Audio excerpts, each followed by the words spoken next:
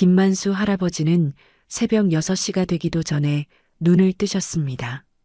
75세의 나이에도 몸은 여전히 시계처럼 정확했죠. 낡은 알람 시계가 울리기 전에 이미 침대에서 일어나 세수를 하고 계셨어요. 거울 속 자신을 보며 회색빛 머리를 빗으시면서 오늘도 변함없는 하루가 시작된다는 생각에 작은 미소를 지으셨습니다. 정비소로 향하는 길은 40여 년 동안 매일 걸어온 익숙한 길이었어요. 골목 어귀에 김할머니가 문을 열고 나오시면서 인사를 건네셨고 만수 할아버지도 정중하게 고개를 숙여 인사를 받으셨죠. 이런 일상의 반복이 그에게는 삶의 안정감이자 자부심의 원천이었습니다. 정비소 셔터를 올리며 기름 냄새와 쇳가루 냄새가 섞인 공기를 깊게 들이마셨어요.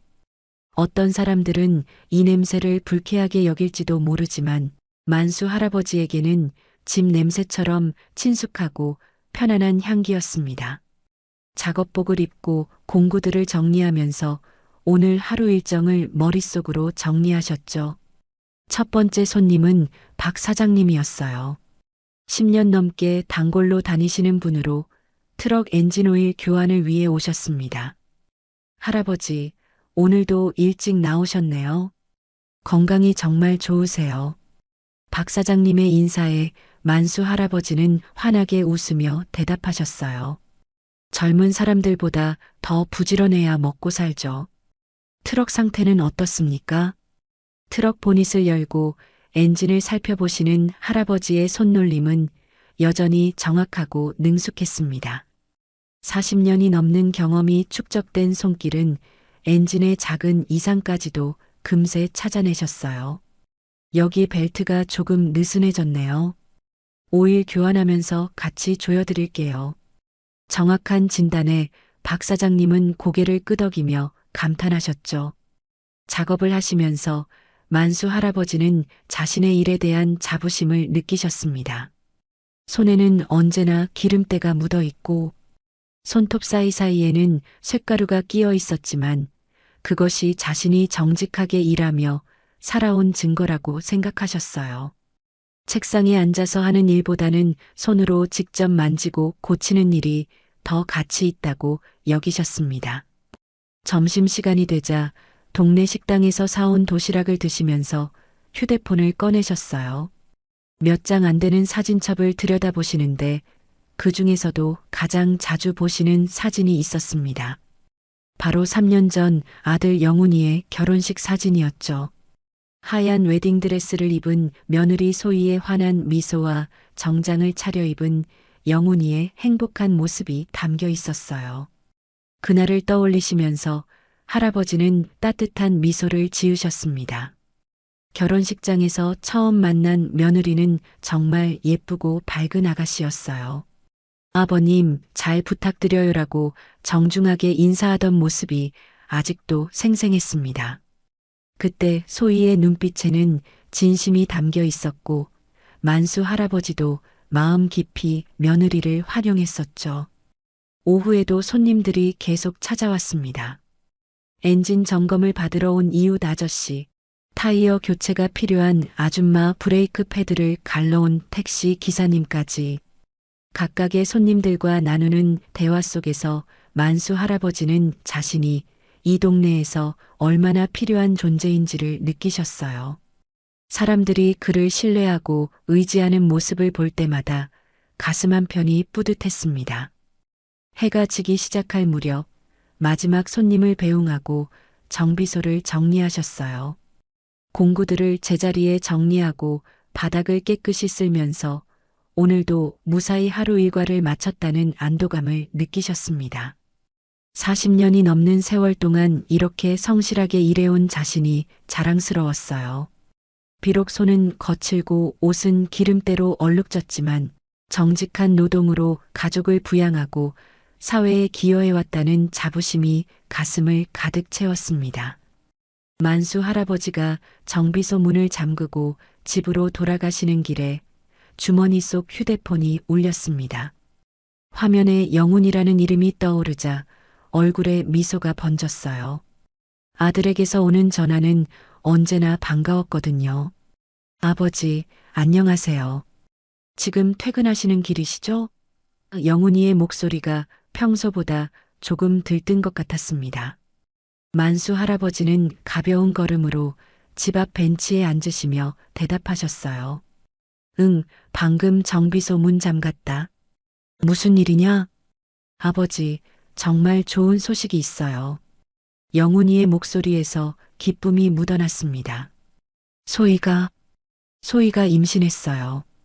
병원에서 확인했는데 벌써 2달째래요. 전화기 너머로 들려오는 아들의 말에 만수 할아버지는 잠시 말문이 막혔습니다. 손주라는 단어가 머릿속에서 맴돌았어요. 75년을 살아오면서 가장 기쁜 순간 중 하나였죠. 가슴이 두근거리고 눈가에 뜨거운 것이 맺혔습니다. 정말이냐? 정말 손주가 생기는 거냐? 할아버지의 목소리가 떨렸어요. 벤치에 앉은 채로 하늘을 올려다보시며 감격의 눈물을 참으려 애쓰셨습니다. 병원에서 뭐라고 하더냐? 소희는 괜찮고? 네, 산부인과에서 모든 게 정상이라고 했어요. 소희도 너무 기뻐해요. 아버지 손주 보실 날이 얼마 안 남았어요. 영훈이의 말에 할아버지는 환하게 웃으셨습니다. 40년 넘게 혼자 아들을 키우며 살아온 보람이 이런 순간에 느껴지는 거겠죠. 집에 돌아가신 후에도 만수 할아버지는 흥분을 가라앉히지 못하셨어요. 저녁을 드시면서도 계속 손주 생각만 했습니다. 남자일까, 여자일까, 누구를 닮을까, 이름은 뭘로 지을까? 온갖 상상이 머릿속을 스쳐갔어요. 다음날 정비소에서 일을 하시면서도 입가에서 미소가 떠나지 않았습니다. 단골 손님들이 하나둘 찾아오자 할아버지는 참지 못하고 기쁜 소식을 전하셨어요. 우리 영훈이가 아이 아빠가 될 거래요. 저도 이제 할아버지가 되는 거죠. 아이고, 축하해요. 할아버지님도 이제 진짜 할아버지 소리 들으시겠네요. 박 사장님이 진심으로 축하해 주셨습니다. 손주 생기면 진짜 다르다던데요. 더 열심히 사셔야겠어요. 오랜 단골인 정 아저씨도 만수 형님 진짜 좋겠네요. 저도 손주 생기고 나서 삶이 달라졌어요. 그 조그만 손가락만 봐도 눈물이 날 정도로 예뻐요라며 자신의 경험담을 들려주셨어요. 손님들과 손주 이야기를 나누면서 할아버지는 더욱 가슴이 설렜습니다. 어떤 할아버지가 되어야 할까 고민도 되고 손주에게 무엇을 해줄 수 있을까 생각도 많아졌어요. 자신이 아들을 키울 때는 생활이 어려워서 많은 것을 해주지 못했는데 손주에게는 할아버지로서 더 많은 사랑을 베풀고 싶었습니다. 점심시간에 혼자 도시락을 드시면서 할아버지는 휴대폰을 꺼내 계산기를 눌러보셨어요. 손주가 태어나면 용돈도 줘야 하고 좋은 것도 사주고 싶었거든요. 정비소에서 번 돈을 아껴서 손주 적금을 만들면 어떨까 생각하셨습니다. 오후에 들어온 김 아줌마가 할아버지님, 요즘 표정이 특별히 밝으세요. 무슨 좋은 일 있으세요? 라고 물으셨어요. 할아버지는 쑥스럽게 웃으시며 손주가 생길 예정이에요 라고 대답하셨습니다. 아이고, 정말 좋겠네요. 손주만큼 예쁜 게 어디 있어요. 저희 손주도 벌써 5살인데 볼 때마다 심장이 녹아내려요. 김 아줌마의 말에 할아버지는 더욱 기대가 커졌어요.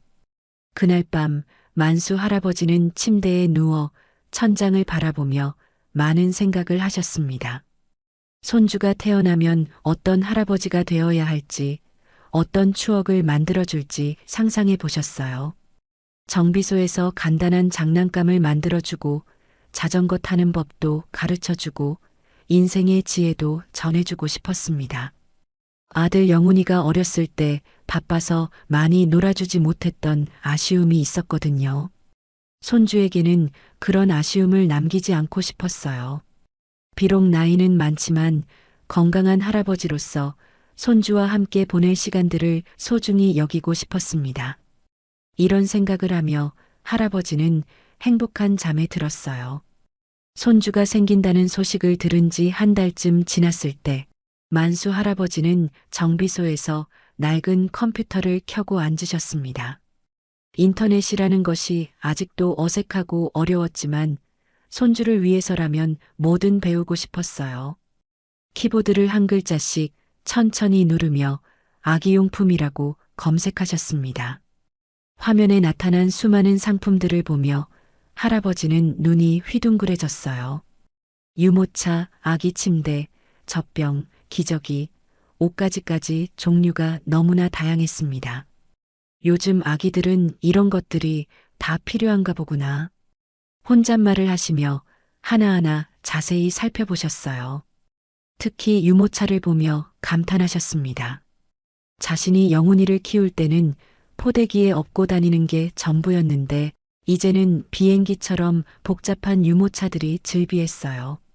가격을 보고는 깜짝 놀라셨지만 손주를 위해서라면 아깝지 않다고 생각하셨습니다. 이것도 좋아 보이고 저것도 좋아 보이네. 할아버지는 메모장을 꺼내 필요해 보이는 물건들을 하나씩 적어 나가셨어요. 글씨가 삐뚤삐뚤했지만 정성이 가득 담겨 있었습니다. 유모차, 카시트, 아기 옷, 장난감, 젖병 소독기까지 목록이 점점 길어졌어요. 중간에 박 사장님이 정비소로 들어오셨습니다. 할아버지, 뭘 그렇게 열심히 보세요? 컴퓨터 화면을 들여다본 박 사장님이 웃으며 말씀하셨어요. 아, 손주 용품 보고 계시는구나. 진짜 할아버지 다 되셨네요. 이것들이 다 필요한 건지 모르겠어요. 요즘 아기들은 참 복잡하게 키우는 것 같네요. 할아버지의 말에 박 사장님이 고개를 끄덕이셨습니다. 저희도 손주 생겼을 때 처음엔 뭘 사야 할지 몰라서 헤맸어요. 하지만 할아버지 마음이니까 다 사주고 싶으시겠죠. 그날 저녁 집에 돌아가서도 할아버지는 계속 아기용품 카탈로그를 보셨어요. 서툰 손으로 인터넷 쇼핑몰을 구경하며 이것저것 장바구니에 담아보셨습니다. 아직 주문은 하지 않으셨지만 손주가 태어나면 바로 사줄 수 있도록 미리 준비해두고 싶었어요. 며칠 후에는 동네 아기용품 매장까지 직접 가보셨습니다. 매장에 들어서자 형형색색의 예쁜 아기용품들이 가득했어요. 직접 손으로 만져보니 인터넷으로 보던 것과는 또 다른 느낌이었습니다. 어서 오세요. 뭘 찾으세요? 젊은 여직원이 친절하게 인사했습니다. 손주가 곧 태어날 예정인데 뭘 준비해야 할지 모르겠어요. 할아버지의 말에 직원은 환하게 웃으며 안내해 주었어요. 신생 아용품부터 보여드릴게요. 이런 것들이 기본적으로 필요해요. 직원의 설명을 들으며 할아버지는 꼼꼼히 메모하셨습니다. 아기 옷을 만져보시며 이렇게 부드러운 옷도 있구나 하고 감탄하셨어요. 특히 작은 양말을 보며 할아버지는 가슴이 뭉클했습니다. 손바닥만 한 양말이 너무 앙증맞고 귀여웠거든요. 이런 작은 발이 있다니 상상만으로도 행복해지셨어요. 장난감 코너에서는 더욱 신이 나셨습니다. 소리가 나는 딸랑이, 부드러운 인형, 알록달록한 블록들을 하나하나 살펴보시며 어떤 것을 손주가 좋아할지 고민하셨어요. 이것도 예쁘고 저것도 예쁘네. 다 사주고 싶어. 결국 그날은 아무것도 사지 않고 돌아오셨습니다. 아직 손주가 태어나지도 않았는데 너무 성급했다는 생각이 드셨거든요. 하지만 마음속으로는 이미 모든 것을 다 사주고 싶어 하셨습니다. 정비소로 돌아가는 길에 할아버지는 가벼운 발걸음으로 걸으셨어요. 손주를 위해 무엇인가 준비한다는 것만으로도 기뻤습니다. 비록 아직 세상에 나오지 않았지만 벌써 손주가 할아버지의 삶에 큰 의미를 주고 있었어요. 이런 설렘과 기대감으로 하루하루가 더욱 소중하게 느껴졌습니다. 손주가 생긴다는 소식을 들은 지 9달이 흘렀습니다. 만수 할아버지는 그동안 틈틈이 손주를 위한 선물들을 하나씩 준비해 오셨어요. 정비소 한쪽 구석에는 예쁘게 포장된 아기용품들이 차곡차곡 쌓여 있었습니다. 어느 가을 오후 정비소에서 엔진 오일을 교환하고 계시던 할아버지의 휴대폰이 울렸습니다. 기름 묻은 손을 수건으로 닦으시고 전화를 받으셨어요. 화면에는 영훈이라는 이름이 떠 있었습니다. 아버지, 영훈이의 목소리가 평소와 달리 흥분되어 있었어요. 소희가 아기를 낳았어요. 아들이에요. 건강한 아들. 전화기를 든 할아버지의 손이 미세하게 떨렸습니다. 마침내 손주가 세상에 나왔다는 소식에 가슴이 터질 것 같았어요. 정말이냐? 정말 손주가 태어났단 말이냐? 목소리가 떨리고 눈가에 뜨거운 것이 맺혔습니다. 네, 방금 전에 태어났어요. 3kg 500g이고 의사 선생님이 아주 건강하다고 하셨어요. 소희도 괜찮고요. 영훈이의 말에 할아버지는 그 자리에 주저앉으셨어요. 기쁨의 눈물이 볼을 타고 흘러내렸습니다. 고생했다. 소희한테도 고생했다고 전해라. 지금 당장 병원으로 갈게. 할아버지는 당장이라도 달려가고 싶은 마음이었습니다. 하지만 영훈이의 다음 말에 발걸음을 멈춰야 했어요. 아버지, 죄송한데 아직은 안 되겠어요. 의사 선생님이 신생아는 면역력이 약해서 100일까지는 가족 외에는 만나지 않는 게 좋다고 하셨어요. 조금만 기다려주세요. 100일이라는 말에 할아버지는 아쉬웠지만 이해하셨습니다. 손주의 건강이 가장 중요하니까요. 그럼 100일 때 보면 되겠구나. 알겠다. 소의 몸조리 잘하라고 해라. 전화를 끊고 나서도 할아버지는 한동안 그 자리에 서 계셨어요. 그날부터 할아버지는 달력에 동그라미를 그리며 날짜를 세기 시작하셨습니다. 손주를 만날 100일까지 몇 날이 남았는지 매일 확인하셨어요. 정비소 벽에 붙어 있는 달력에는 빨간 펜으로 표시한 동그라미들이 하나씩 늘어갔습니다. 단골 손님들에게 손주 소식을 전할 때마다 할아버지의 얼굴은 환해졌어요. 우리 손주가 태어났어요. 건강한 사내아이래요. 자랑스럽게 말씀하시는 모습에 손님들도 함께 기뻐해 주셨습니다. 축하해요, 할아버지님. 이제 진짜 할아버지 소리 들으시겠네요. 김아줌마가 진심으로 축하해 주셨고, 박 사장님은 손주 생기면 인생이 달라진다던데, 할아버지님도 이제 더 열심히 사셔야겠어요 라며 웃으셨습니다. 100일을 기다리는 동안 할아버지는 더욱 꼼꼼하게 준비하셨어요. 미리 사둔 아기용품들을 다시 한번 점검하시고 부족한 것이 있나 살펴보셨습니다. 특히 손주가 입을 옷들을 보며 이제 이런 작은 옷을 입는구나 하고 상상해 보셨어요. 어느 날은 영훈이에게서 손주 사진을 받기도 하셨습니다. 작고 빨간 얼굴의 아기 사진을 보며 할아버지는 감격의 눈물을 흘리셨어요. 참 예쁘게 생겼네. 영훈이 어렸을 때랑 똑같아. 사진을 휴대폰 배경화면으로 설정하시고 틈틈이 꺼내보셨습니다. 100일이 다가올수록 할아버지의 설렘은 더욱 커졌습니다. 드디어 손주를 품에 안을 수 있다는 생각에 밤잠을 설치기도 하셨어요. 어떤 표정을 지을까, 울지는 않을까, 할아버지를 알아볼까, 온갖 상상을 하며 행복한 고민에 빠지셨습니다. 정비소에서 일을 하시면서도 손주 생각에 절로 미소가 나오셨어요. 공구를 정리하면서도 손님과 이야기를 나누면서도 마음 한구석은 항상 손주에게 가 있었습니다. 75년을 살아오며 이렇게 간절히 누군가를 기다려본 적이 있었나 싶을 정도로 간절했어요. 손주가 태어난 지 벌써 90일이 넘어갔습니다. 만수 할아버지는 달력에 빨간 동그라미를 하나씩 지워가며 100일을 손꼽아 기다리셨어요. 드디어 내일이 그토록 기다리던 100일이었습니다. 그날 저녁 할아버지는 평소보다 일찍 정비소 문을 닫으셨어요. 집에 돌아가서 목욕을 하시고 손톱을 깎으시며 내일을 위한 준비를 시작하셨습니다. 거울 앞에서 면도를 하시면서 내일은 손주를 처음 만나는 날이니까 깔끔하게 해야지 하고 혼잣말 하셨어요. 옷장에서 가장 깨끗한 셔츠를 꺼내 다림질까지 하셨습니다. 평소에는 작업복만 입고 다니셨지만 손주를 만나는 날만큼은 특별해야 한다고 생각하셨거든요. 양복까지는 아니더라도 단정한 모습으로 가고 싶었어요. 그동안 준비해둔 선물들도 다시 한번 점검하셨습니다. 아기 옷, 장난감, 유모차까지 정성껏 포장한 선물들을 보며 손주가 좋아할지 걱정도 되고 기대도 되셨어요. 이제 겨우 100일인데 이런 것들을 알아볼까?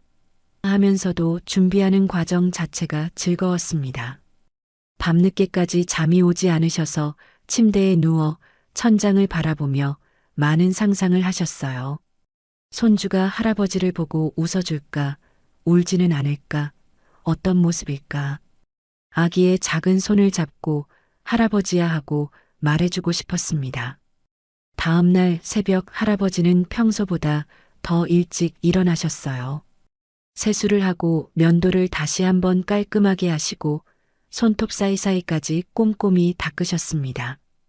특히 손은 여러 번 비누로 씻으시며 기름때가 조금이라도 남아있지 않도록 신경 쓰셨어요. 손주한테 더러운 손으로 갈 수는 없지. 할아버지는 손을 들어 햇빛에 비춰보며 확인하셨습니다. 40년 넘게 정비 일을 하며 거칠어진 손이었지만 오늘만큼은 최대한 깨끗하게 만들고 싶었어요. 아침을 든든히 드시고 선물들을 차에 정리해서 실으셨습니다. 뒷좌석이 선물 상자들로 가득 찼어요. 혹시 빼먹은 건 없나 다시 한번 확인하시고 마지막으로 거울을 보며 옷매무새를 정리하셨습니다. 차를 몰고 아들 집으로 향하는 길에 할아버지의 마음은 콩닥콩닥 뛰었어요. 신호등에서 멈출 때마다 손을 다시 확인하시고 옷에 주름이 생기지 않았나 살펴보셨습니다. 처음 만나는 손주인데 좋은 인상을 줘야지. 중간에 꽃집에 들러 예쁜 꽃다발도 하나 사셨어요. 며느리 소희가 출산으로 고생했으니 꽃이라도 선물하고 싶었거든요. 산모용 꽃다발로 예쁘게 포장해 주세요. 꽃집 아주머니가 정성껏 포장해 주신 꽃다발을 받아들며 할아버지는 뿌듯하셨어요. 아들 집 근처에 도착하자 할아버지는 차를 잠시 세우고 심호흡을 하셨습니다. 거울을 보며 머리를 다시 정리하시고 손을 한 번 더 확인하셨어요. 자, 이제 손주를 만나러 가자. 선물과 꽃다발을 들고 차에서 내리시는 발걸음이 가벼웠습니다.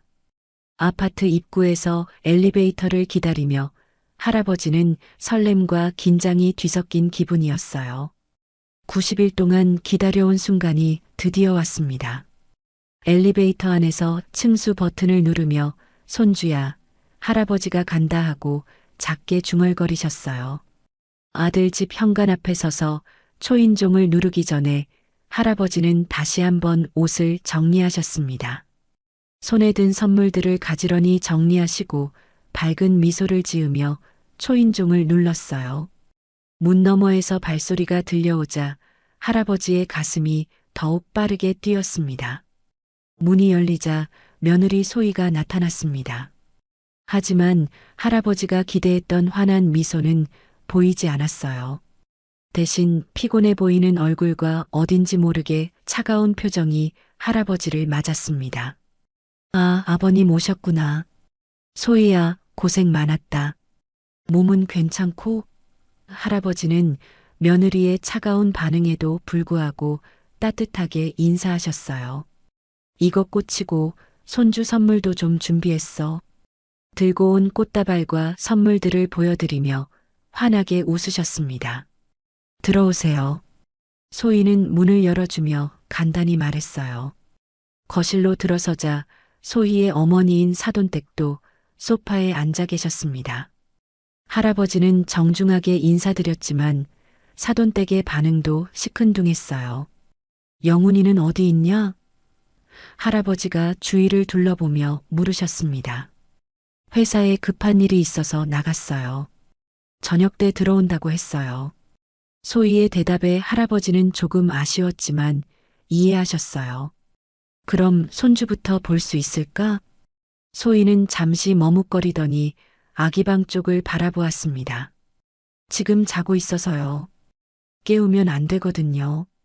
할아버지는 실망스러웠지만 기다리기로 하셨어요. 그럼 좀 기다릴게. 언제 깰까? 거실에 앉아 기다리시는 동안 할아버지는 며느리와 사돈댁의 시선을 느끼셨어요. 뭔가 불편한 기운이 흘렀지만 손주를 만날 생각에 참고 기다리셨습니다. 소희야, 출산하느라 정말 고생했겠다. 몸조리 잘해야 해. 네, 감사해요. 소희의 대답은 여전히 차가웠어요. 그때 아기 방에서 울음소리가 들려왔습니다. 할아버지의 얼굴이 환해졌어요. 손주가 깼나 보네. 이제 볼 수 있겠구나. 소희가 아기를 데리러 들어갔다가 품에 안고 나왔습니다. 할아버지는 처음 보는 손주의 모습에 가슴이 벅찼어요. 작고 예쁜 얼굴, 작은 손과 발 모든 것이 신기하고 사랑스러웠습니다. 참 예쁘게 생겼네. 안아봐도 될까? 하지만 소희는 아기를 할아버지에게 주려 하지 않았어요. 아직 낯선 사람을 무서워해서요.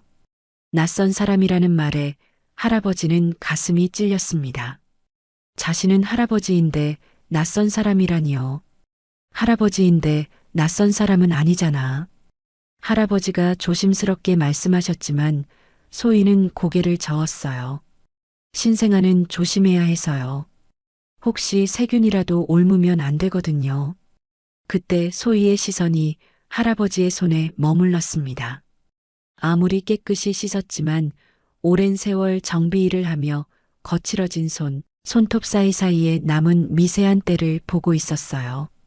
할아버지는 당황해서 손을 뒤로 숨기셨습니다. 손도 안 씻고 뭐 하세요? 소희의 말이 차갑게 떨어졌어요. 더러운 손으로 아기를 만지면 어떡해요? 할아버지는 충격을 받으셨습니다. 분명히 집에서 여러 번 씻고 또 씻었는데 더러운 손이라니요. 소희야, 나는 집에서 깨끗이 씻고 왔어. 손주 만나러 오는데 더러운 손으로 오겠냐? 할아버지의 목소리가 떨렸어요. 하지만 소희는 믿지 않는 듯한 표정이었습니다. 사돈댁도 한마디 거들었어요. 아이고, 정비소에서 일하시니까 아무래도 그렇죠. 아기는 정말 조심해야 하거든요. 두 사람의 말에 할아버지는 더욱 당황하셨습니다. 그럼 지금 씻으면 안 될까?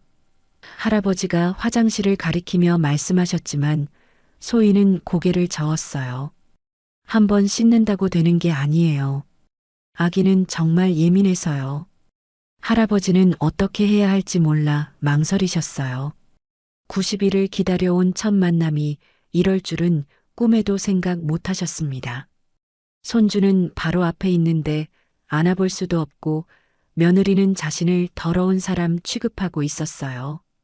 결국 할아버지는 멀찍이 떨어진 자리에서 손주를 바라만 보셔야 했습니다. 그토록 기다렸던 첫 만남이 이렇게 차가울 줄은 몰랐어요. 가슴 한편이 서늘해지면서 실망과 상처가 밀려왔습니다. 그럼 멀리서라도 계속 볼 수는 있는 거죠? 할아버지가 조심스럽게 물으셨지만 소희의 표정은 여전히 차가웠습니다. 아기가 계속 울고 있으니까 다시 재워야 해요. 손주를 안고 아기 방으로 들어가는 소희의 뒷모습을 바라보며 할아버지는 깊은 한숨을 쉬셨어요. 거실에는 할아버지와 사돈댁만 남게 되었습니다. 어색한 침묵이 흘렀고 사돈댁이 먼저 입을 열었어요. 아버님도 이해해 주세요. 요즘 젊은 엄마들은 아기한테 정말 신경을 많이 써요. 예전과는 다르거든요. 나도 아이를 키워봤는데 그 정도는 알아. 할아버지의 목소리에 서운함이 묻어났습니다. 하지만 할아버지가 손주 한번 안아보는 게 그렇게 위험한 일인가? 사돈댁은 어깨를 으쓱하며 대답했어요. 글쎄요, 정비소에서 일하시니까 아무래도 손이 깨끗하지 못하잖아요. 소희도 그게 걱정이에요. 그 말에 할아버지는 더욱 상처받으셨습니다. 자신의 직업을 무시당하는 기분이었거든요. 정비일이 그렇게 더러운 일인가? 할아버지의 목소리가 점점 커졌어요. 나는 40년 넘게 정직하게 일해서 영훈이 키우고 대학까지 보냈어. 내 손이 더럽다고 하지만 이 손으로 가족을 먹여 살렸다고. 사돈댁은 불편한 표정을 지으며 말했어요. 뭐 그런 뜻이 아니라 위생적인 문제 때문에 그런 거예요. 아기 건강이 가장 중요하잖아요. 하지만 할아버지에게는 그저 변명으로만 들렸습니다. 그때 소희가 아기 방에서 나왔습니다. 겨우 재웠어요. 오늘은 컨디션이 안 좋은 것 같아요. 할아버지가 다시 한번 물어보셨어요. 그럼 내가 언제 다시 와서 손주를 볼 수 있을까? 글쎄요, 당분간은 어려울 것 같아요. 소희의 대답에 할아버지는 충격을 받으셨습니다. 당분간이라니, 그게 무슨 말이야? 아기가 아직 너무 어려서 면역력도 약하고 외부 사람들과 접촉하는 건 좋지 않다고 의사 선생님이 그러셨어요. 소희의 말에 할아버지는 할 말을 잃으셨어요. 외부 사람이라는 표현이 가슴을 찔렀습니다. 나는 외부 사람이 아니라 할아버지야. 할아버지의 목소리가 떨렸어요. 90일을 기다려서 겨우 왔는데 안아보지도 못하고 가야 한다는 말이야? 사돈댁이 끼어들었어요. 아버님, 아기 엄마가 그렇다고 하는데 어쩔 수 없잖아요. 요즘은 다 그래요. 신경 쓸 게 많다고요. 할아버지는 가져온 선물들을 바라보셨어요. 그토록 정성껏 준비한 선물들이 거실 한 구석에 놓여 있었습니다. 그럼 이 선물들은? 감사해요. 나중에 아기가 크면 잘 쓸게요. 소희의 말에는 진심이 느껴지지 않았어요. 할아버지는 선물을 준비하며 얼마나 행복했는지 그들은 알지 못했습니다. 결국 할아버지는 손주를 제대로 보지도 못한 채 일어나셨어요. 그럼 나는 이만 갈게. 목소리에 실망과 분노가 섞여 있었습니다. 영훈이한테는 내가 왔다 갔다고 전해줘. 현관에서 신발을 신으시며 할아버지는 마지막으로 물어보셨어요. 정말 언제 다시 올 수 있는 거야? 하지만 소희는 명확한 대답을 주지 않았어요. 연락드릴게요. 집을 나서며 할아버지는 뒤를 돌아보지 않으셨어요. 엘리베이터 안에서 거울에 비친 자신의 모습을 보니 초라해 보였습니다. 그토록 기대했던 첫 만남이 이렇게 끝날 줄은 꿈에도 몰랐어요. 차에 오르신 할아버지는 한동안 움직이지 못하셨습니다. 핸들을 잡은 손이 떨렸고 가슴 한편이 텅 빈 것 같았어요. 더러운 손이라. 자신의 손을 내려다보며 중얼거리셨습니다. 40년 넘게 정직하게 일한 이 손이 더럽다는 말에 자존심이 무너져 내렸어요. 차를 몰고 집으로 돌아가는 길에 할아버지의 마음은 복잡했습니다. 신호등에 걸릴 때마다 오늘 있었던 일들이 머릿속을 맴돌았어요. 더러운 손, 외부 사람, 당분간 어려워요라는 말들이 계속 귓가에 맴돌았습니다. 정비소에 도착해서 차에서 내리신 할아버지는 셔터를 올리고 안으로 들어가셨어요. 늘 보던 공구들과 기름 냄새가 반겼지만 오늘은 왠지 모르게 씁쓸했습니다. 작업대 앞 거울을 보며 자신의 손을 들어 올리셨어요. 거뭇하고 거친 손, 손톱 사이사이에 끼어 있는 미세한 때들이 보였습니다. 분명히 집에서 여러 번 씻었는데도 완전히 깨끗해지지 않는 손이었어요. 이 손이 그렇게 더러운 손인가? 혼잣말을 하시며 찬물에 손을 씻어보셨지만 여전했습니다. 40여 년 동안 이 손으로 수많은 자동차를 고치고 영훈이를 키우고 생계를 이어왔습니다. 이 손이 더럽다는 말을 들으니 자신의 모든 삶이 부정당하는 기분이었어요. 거울 속 자신을 보며 할아버지는 분노가 치밀어 오르는 것을 느끼셨습니다. 휴대폰을 꺼내 영훈이에게 전화를 걸어보셨어요. 몇 번의 신호음 후에 영훈이가 전화를 받았습니다. 아버지, 무슨 일이세요? 바쁜 듯한 목소리였어요. 영훈아, 오늘 너희 집에 갔었는데. 할아버지가 말을 시작하려 하자 영훈이가 끼어들었어요. 아, 소희가 말했어요. 아기가 컨디션이 안 좋아서 제대로 인사도 못 드렸다면서요. 그게 아니라 할아버지가 오늘 겪은 일을 설명하려 했지만 영훈이는 급하다며 대화를 서둘러 마무리했어요. 아버지, 죄송한데 지금 중요한 회의가 있어서요. 나중에 다시 전화 드릴게요. 전화가 끊어지고 할아버지는 휴대폰을 내려놓으셨어요.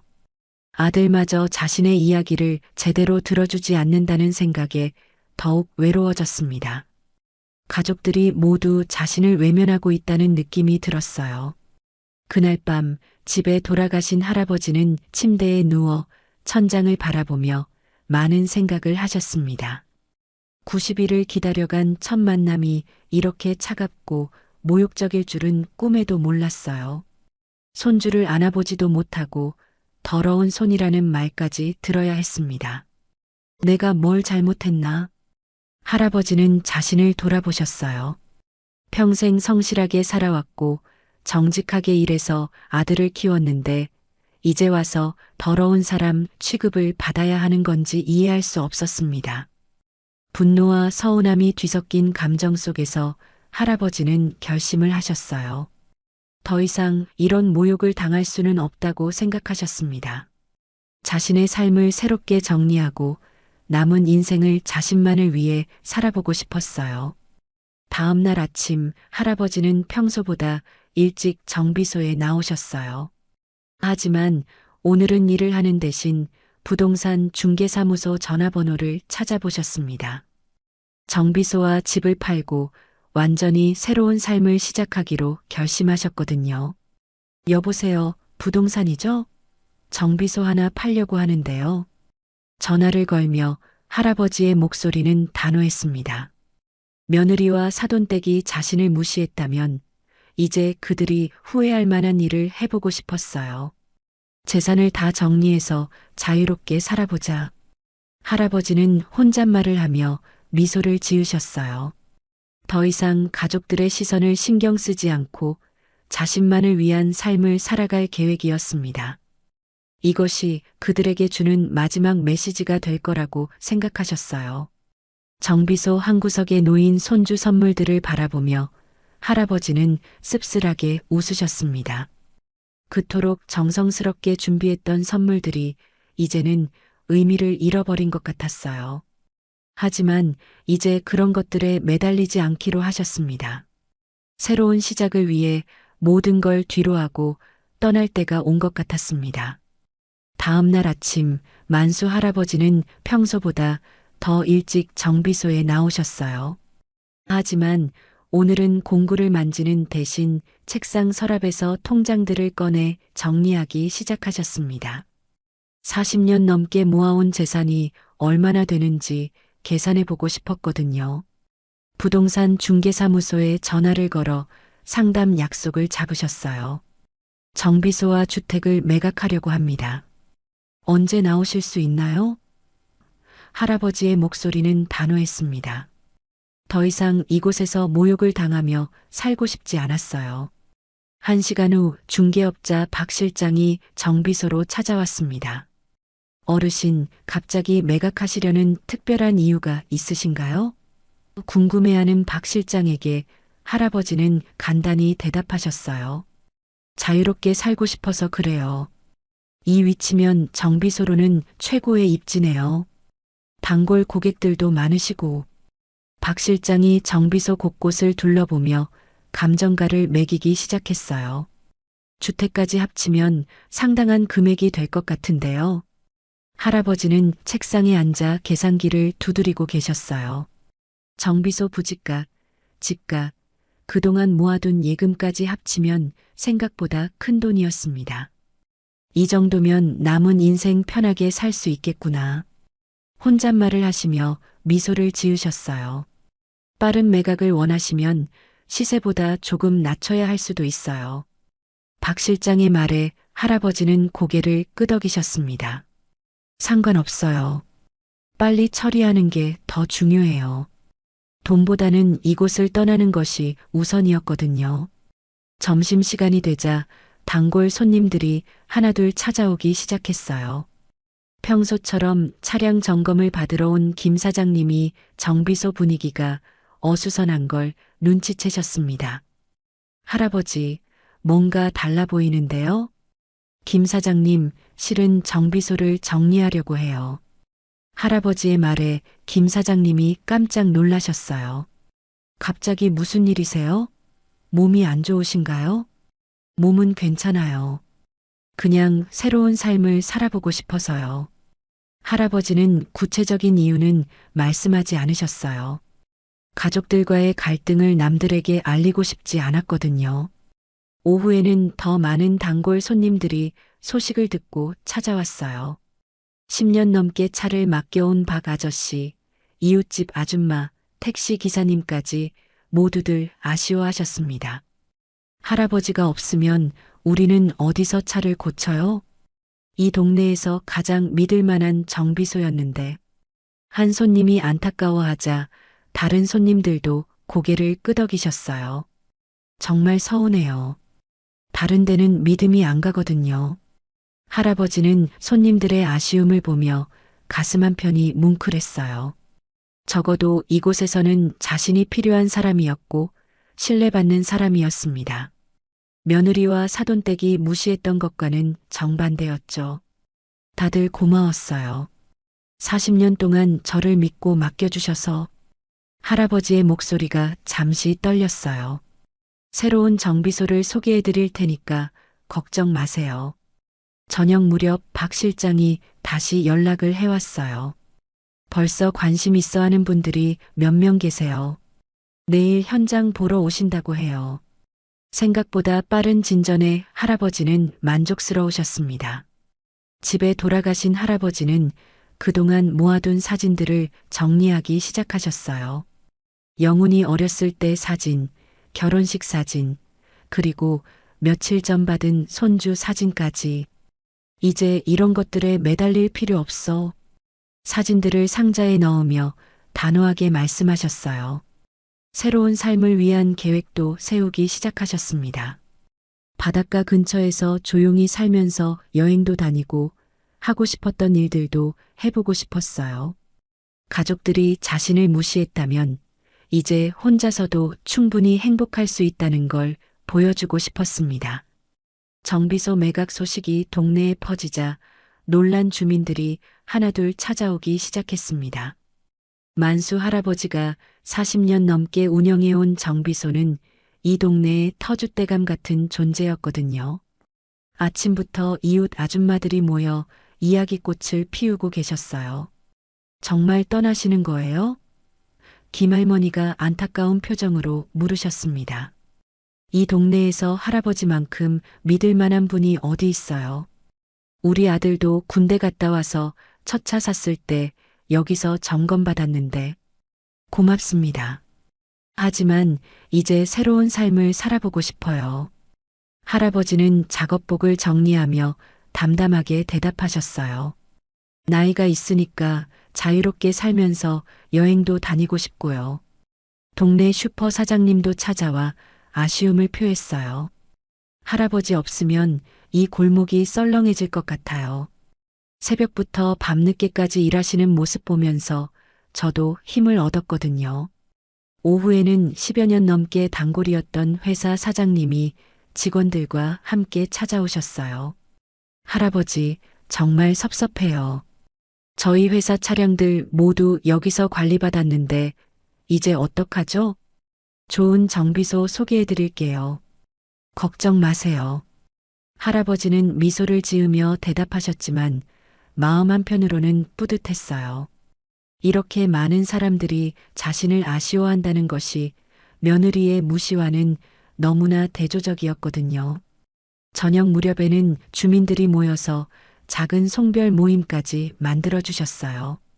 동네 치킨집에서 음식을 시켜와 정비소 앞 공터에서 함께 나누며 이야기를 나누었습니다. 할아버지가 없으면 정말 허전할 거예요. 택시기사 이 아저씨가 말씀하셨어요. 밤늦게 차 고장 났을 때도 언제나 나와서 도와주셨잖아요. 그런 분 찾기 어려워요. 맞아요. 돈 많이 안 받으시면서도 항상 정성껏 해주셨어요. 또 다른 주민이 거들었어요. 요즘 같은 세상에 이런 분이 어디 있어요. 할아버지는 주민들의 따뜻한 말에 감동받으셨어요. 적어도 이곳에서는 자신이 존중받고 사랑받는 사람이었습니다. 가족들에게서 받지 못한 인정을 이웃들에게서 받고 있었거든요. 고맙습니다. 저도 여러분들 덕분에 즐겁게 일할 수 있었어요. 할아버지의 목소리가 잠시 떨렸어요. 40년 동안 믿어주시고 아껴주셔서 정말 감사했습니다. 그때 한 아주머니가 조심스럽게 물어보셨어요. 혹시 가족분들은 뭐라고 하세요? 갑자기 이사 가신다고 하면 놀라시지 않을까요? 할아버지는 잠시 말이 막혔습니다. 아직 영훈이에게 정비소 매각 이야기를 하지 않았거든요. 곧 이야기할 예정이에요. 짧게 대답하시며 화제를 돌리려 하셨어요. 다음 날 아침 부동산 중개업자로부터 연락이 왔어요. 어르신, 좋은 소식이에요. 어제 보러 온 분이 바로 계약하고 싶다고 하네요. 시세보다 조금 낮지만 현금으로 즉시 거래 가능하다고 해요.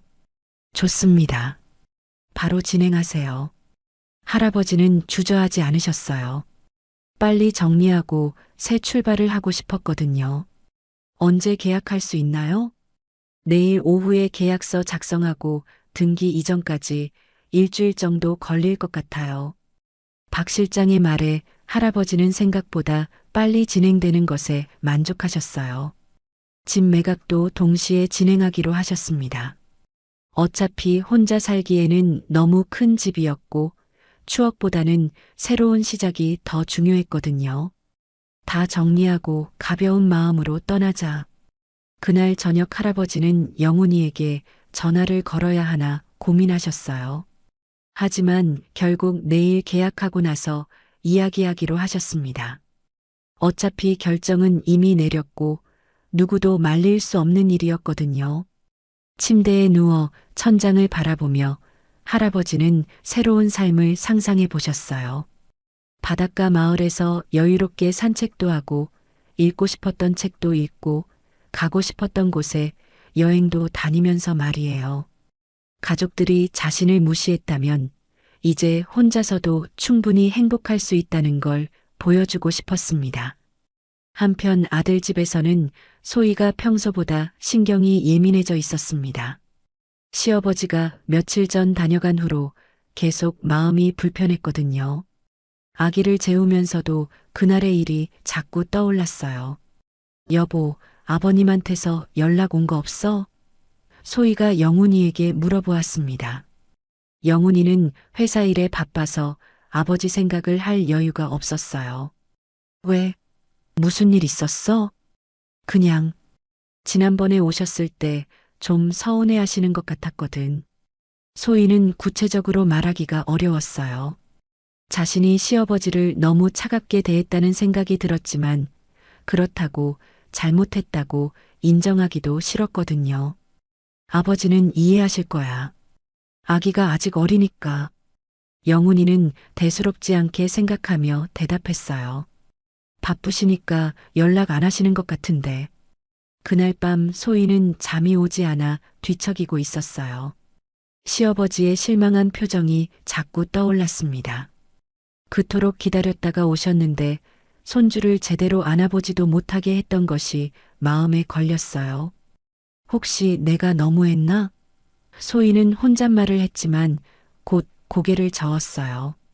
아니야, 아기 건강이 가장 중요하니까. 자신을 합리화하려 했지만 마음 한편이 불편한 건 어쩔 수 없었습니다. 다음 날 오후 영훈이가 회사에서 급하게 전화를 걸어왔어요. 여보, 아버지가 정비소를 팔고 이사 간다고 하시는데 정말이야? 목소리가 당황스러워 보였어요. 뭐라고? 갑자기 무슨 소리야? 소희도 깜짝 놀랐습니다. 누가 그런 말을 했어? 정비소 단골 김 사장님이 회사로 전화했어. 아버지가 정비소 매각한다고 동네에 소문났다면서 확인해 보라고 하시네.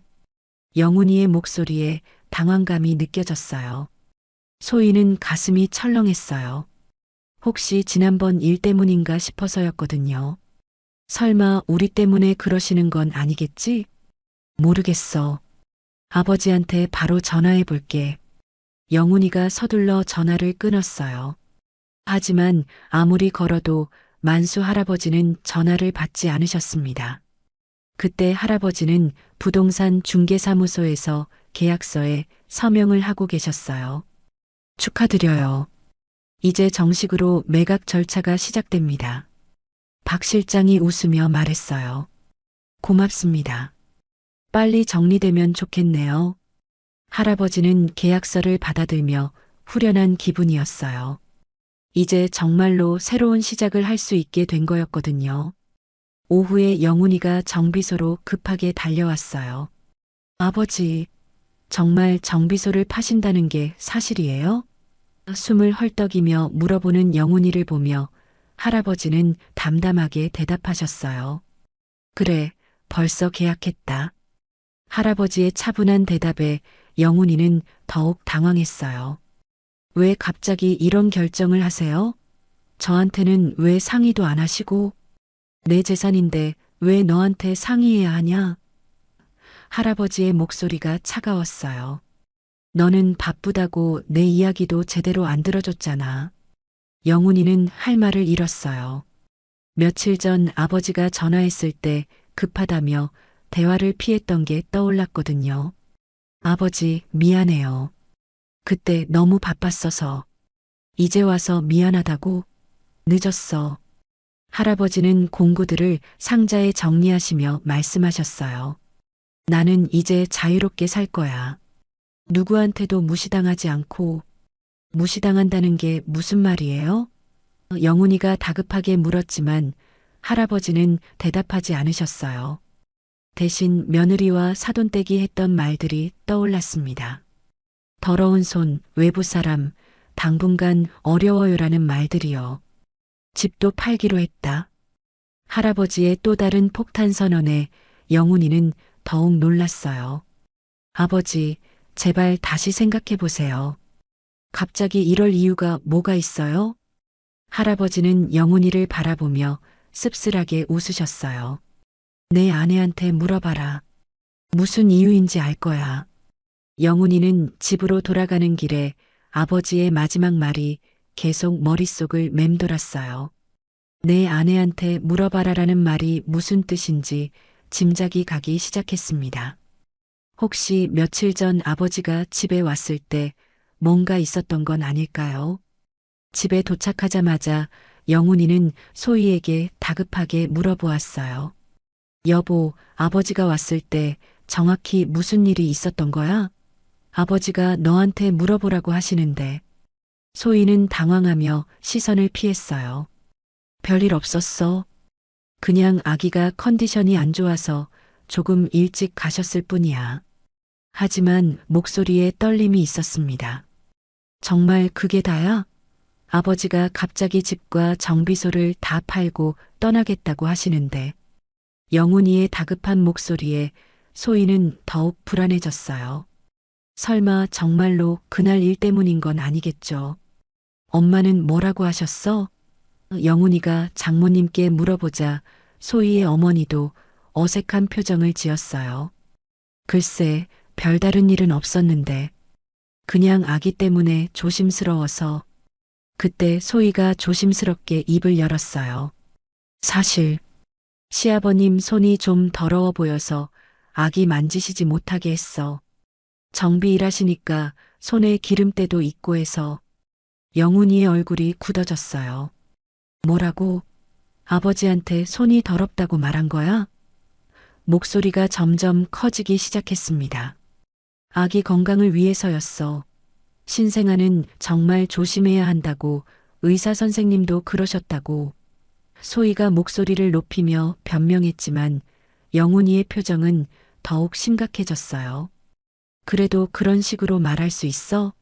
아버지가 얼마나 기다리셨는데. 영훈이는 화가 치밀어 올랐어요. 90일을 손꼽아 기다리시다가 왔는데 손주도 제대로 안아보지 못하게 하고 소희의 어머니도 끼어들었어요. 그래도 아기 안전이 우선이잖아요. 요즘은 다들 그래요. 위생에 신경 많이 쓴다고요. 위생이 문제가 아니라 말하는 방식이 문제였다고요. 영훈이가 소리쳤어요.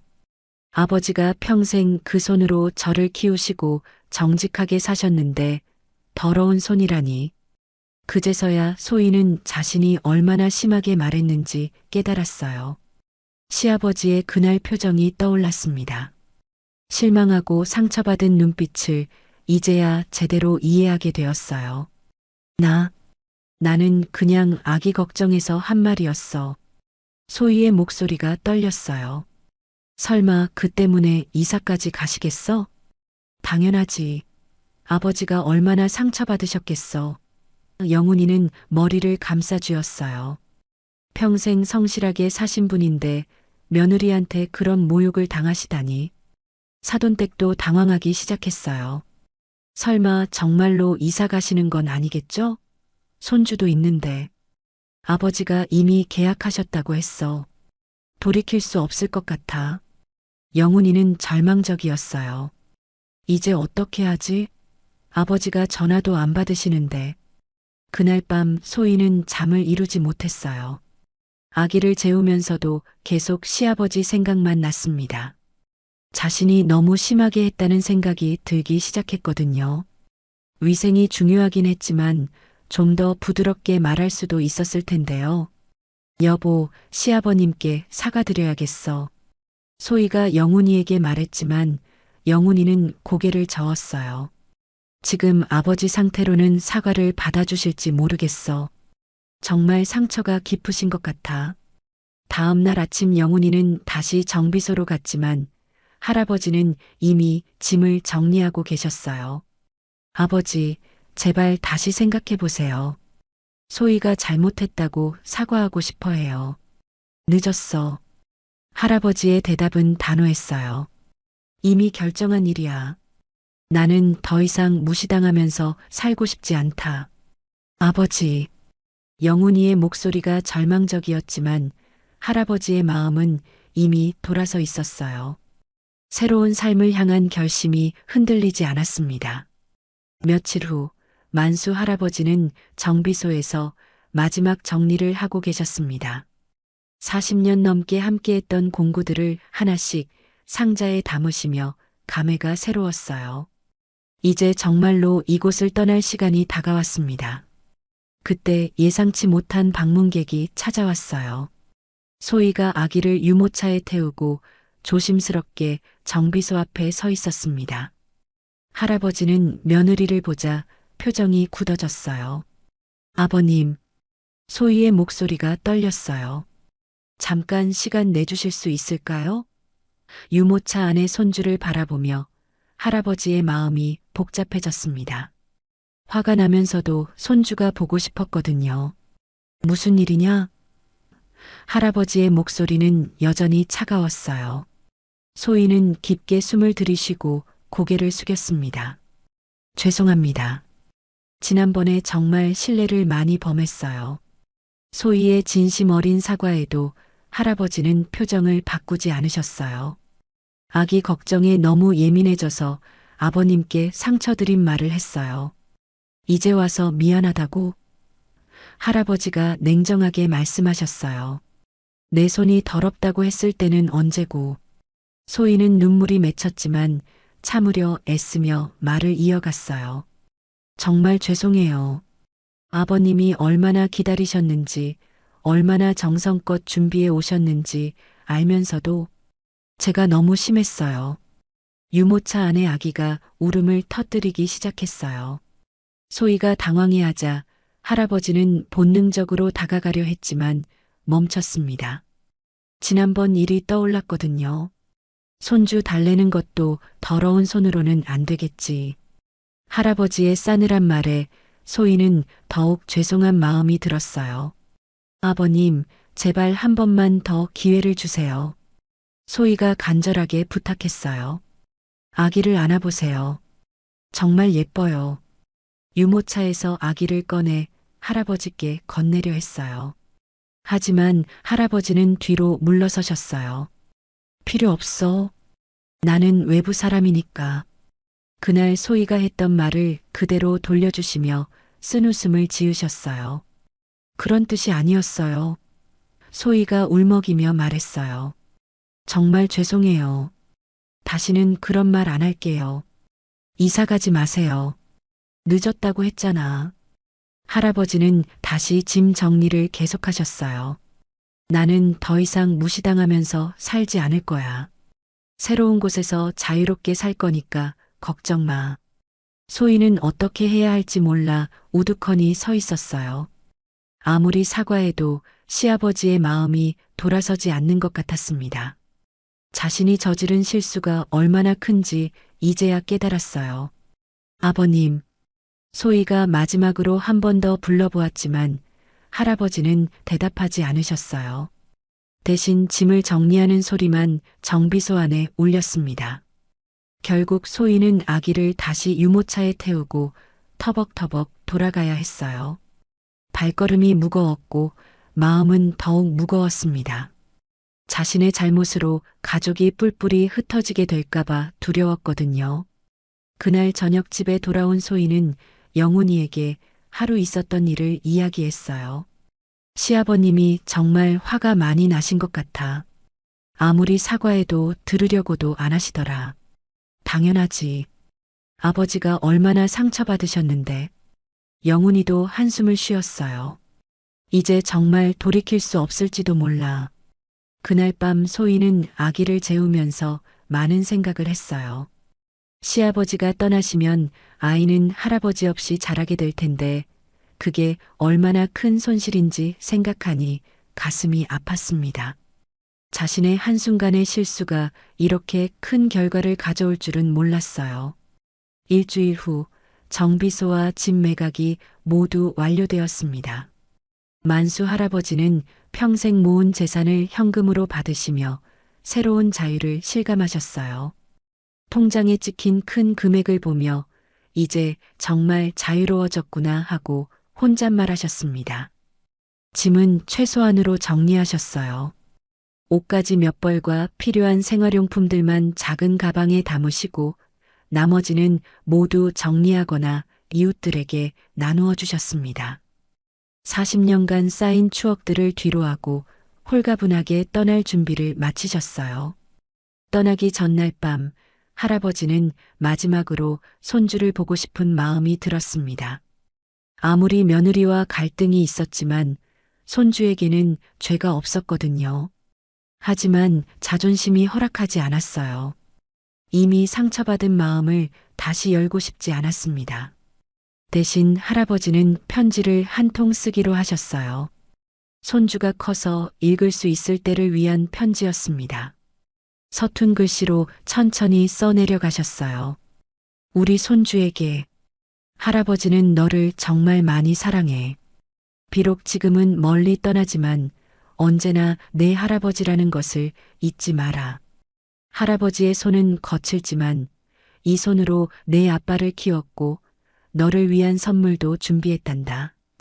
크면 할아버지를 이해해 줄 거라고 믿어. 편지를 다 쓰시고 봉투에 넣으신 할아버지는 영훈이에게 마지막 전화를 거셨어요. 영훈아, 아버지야. 아버지, 어디 계세요? 집에도 안 계시고. 영훈이의 목소리가 다급했어요. 나는 내일 떠날 거다. 새로운 곳에서 새로운 삶을 살 거야. 할아버지의 목소리는 담담했어요. 아버지, 제발 다시 생각해 보세요. 소희도 정말 반성하고 있어요. 영훈이가 간절하게 말했지만 할아버지의 결심은 변하지 않았어요. 손주한테 주려고 편지를 썼다. 나중에 크면 전해줘. 할아버지는 편지 이야기를 하며 목소리가 잠시 떨렸어요. 그리고 내가 떠난다고 해서 너까지 원망하지는 마라. 이건 내 선택이니까. 아버지, 영훈이의 목소리에서 눈물이 느껴졌어요. 잘 살아라. 손주도 잘 키우고. 할아버지는 더 이상 말을 잇지 못하고 전화를 끊으셨어요. 다음 날 아침 할아버지는 동네 사람들의 배웅을 받으며 버스에 올랐습니다. 김할머니, 박 사장님, 슈퍼 아저씨 등 40년간 정을 나눈 이웃들이 모두 나와 아쉬움을 표했어요. 할아버지, 건강하세요. 새로운 곳에서도 행복하세요. 주민들의 따뜻한 인사에 할아버지는 눈시울이 붉어졌어요. 적어도 이곳에서는 자신이 사랑받는 사람이었다는 걸 새삼 느끼셨습니다. 버스가 출발하며 창밖으로 40년간 살았던 동네가 점점 멀어져 갔어요. 할아버지는 뒤를 돌아보지 않으셨습니다. 이제는 앞만 보고 나아갈 때였거든요. 버스 안에서 할아버지는 미리 알아둔 바닷가 마을의 부동산 전화번호를 확인하셨어요. 조용하고 공기 좋은 곳에서 여생을 보내고 싶었습니다. 아무도 자신을 무시하지 않고 자유롭게 살 수 있는 곳에서 말이에요. 이제 정말 새로운 시작이구나. 할아버지는 창밖 풍경을 바라보며 작은 미소를 지으셨어요. 상처받은 마음은 아직 아물지 않았지만 적어도 더 이상 모욕당하지는 않을 거라는 안도감이 있었습니다. 이것이 며느리와 사돈댁에게 주는 마지막 메시지였고 자신만을 위한 선택이었어요. 만수 할아버지가 떠난 후 며칠이 지나자 영훈이 집에는 무거운 침묵이 흘렀습니다. 소희는 아기를 돌보면서도 계속 시아버지 생각에 마음이 무거웠어요. 자신의 말 한마디가 이런 큰 결과를 가져올 줄은 정말 몰랐거든요. 여보, 시아버님한테서 연락 온 거 없어? 소희가 영훈이에게 물어보았지만 영훈이는 고개를 저었어요. 아버지가 어디 계신지도 모르겠어. 휴대폰도 꺼져 있고. 그날 오후 택배가 하나 도착했어요. 발신인을 보니 시아버지였습니다. 소희와 영훈이는 급하게 박스를 열어보았어요. 안에는 손주를 위한 편지와 함께 아기 옷, 장난감들이 정성스럽게 포장되어 있었습니다. 편지 봉투에는 우리 손주가 10살이 되면 읽어주세요라고 적혀 있었어요. 영훈이가 편지를 읽어보니 할아버지의 손주에 대한 사랑이 가득 담겨 있었습니다. 마지막에는 이런 글이 적혀 있었어요. 할아버지는 너를 사랑하지만 존중받지 못하는 곳에서는 더 이상 살 수 없단다. 이해해다오. 편지를 읽은 영훈이와 소희는 둘 다 눈물을 흘렸어요. 시아버지가 얼마나 상처받으셨는지, 얼마나 외로우셨는지가 편지에 고스란히 드러나 있었거든요. 내가 정말 잘못했구나. 소희가 울먹이며 말했어요. 시아버님이 이렇게까지 상처받으실 줄 몰랐어. 아기를 안고 있던 소희의 눈에서 눈물이 뚝뚝 떨어졌습니다. 그때 소희의 어머니가 미안한 표정으로 다가왔어요. 소희야, 엄마도 미안해.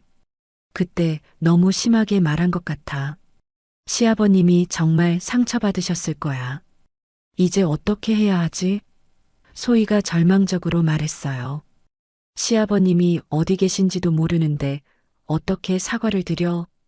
영훈이도 자책하는 마음이 컸어요. 아버지가 전화했을 때 바쁘다며 제대로 이야기를 들어주지 않았던 것, 며느리의 무례함을 미리 막지 못했던 것이 후회되었습니다.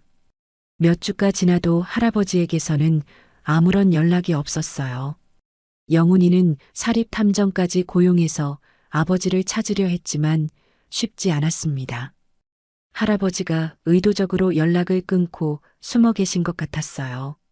소희는 매일 아기를 보며 죄책감에 시달렸어요.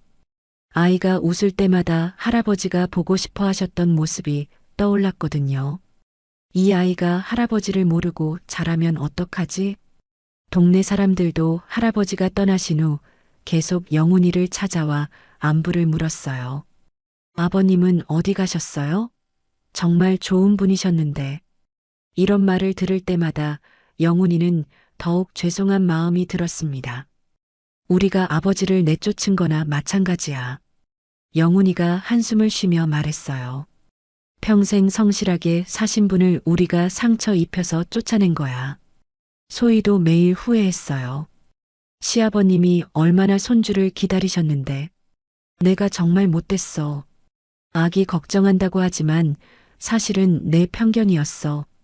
그들은 이제야 깨달았어요. 할아버지의 손이 거칠어 보였던 것은 평생 정직하게 일하신 증거였고 그 손으로 영훈이를 키우고 가족을 위해 희생하셨다는 것을. 하지만 이미 늦어버린 후회였습니다. 아기는 날마다 자라고 있었지만 할아버지는 그 모습을 보지 못하고 계셨어요. 소희와 영훈이는 매일 그 사실에 가슴 아파하며 지내야 했습니다.